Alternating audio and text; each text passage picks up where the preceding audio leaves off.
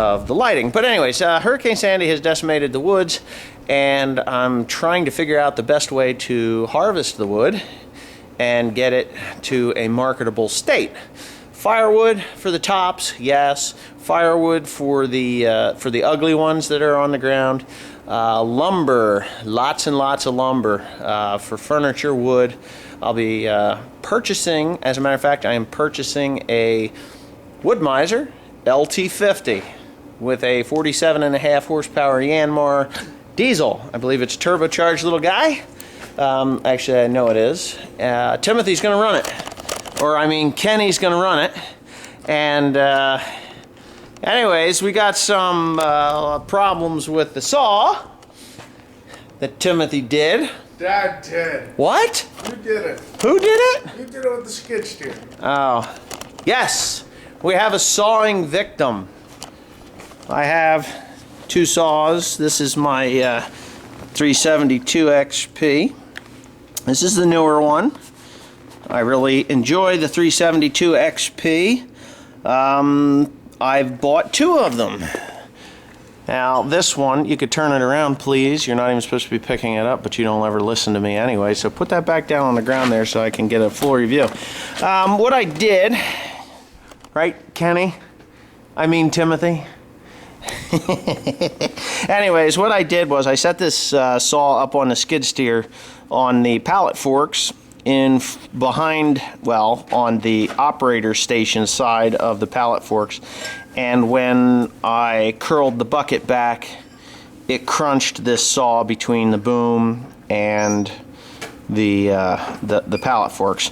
And what it did was it actually broke this housing here. There, of course, it crunched that.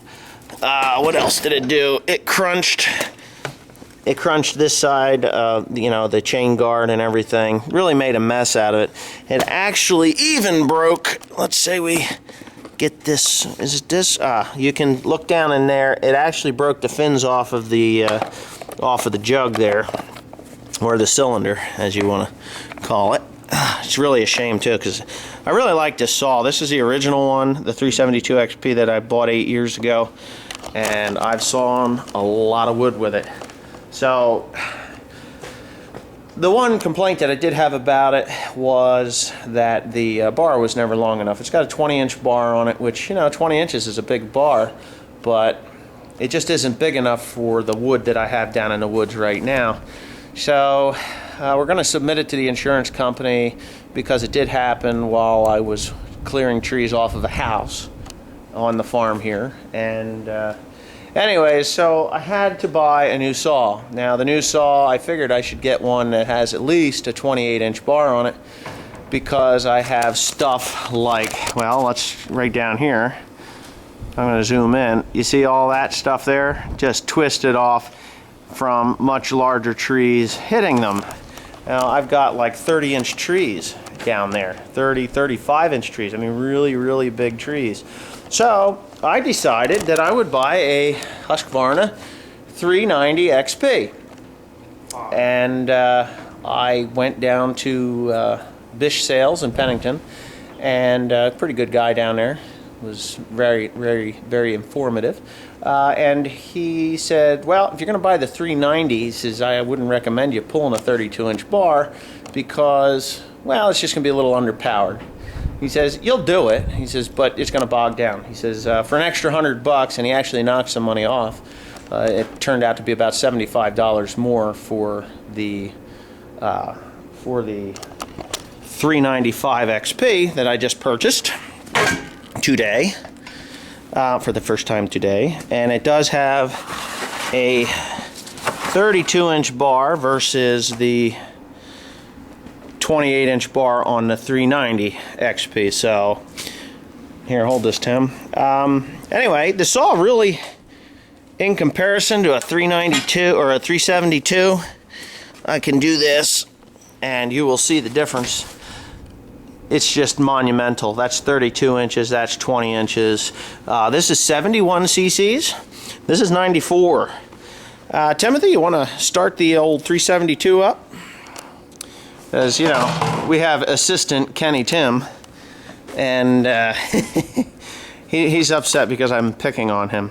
But anyways, go ahead. There, it has a decompression. And this is another complaint that I had about the 372, at least the newer one. The older one fired up really easy.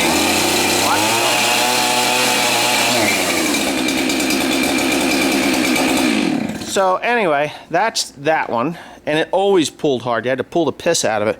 Go ahead and start the old one up. It does run. Don't get me wrong, it does run. That metal that is broken off the side there is the crankcase. That's why I had to replace it. Look at that. One pull.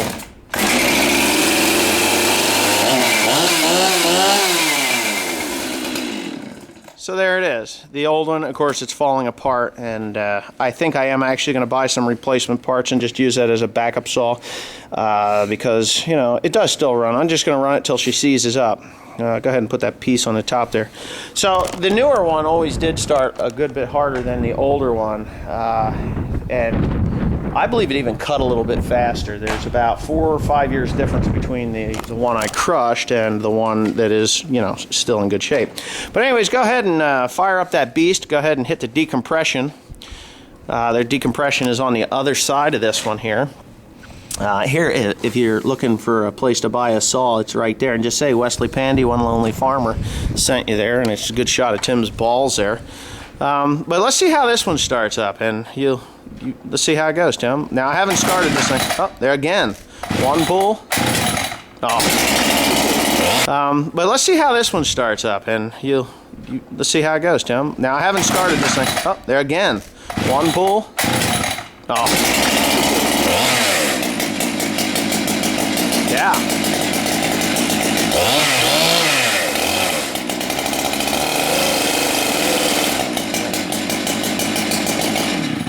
So anyway, that's the beast. Go ahead and put the chain guard on there.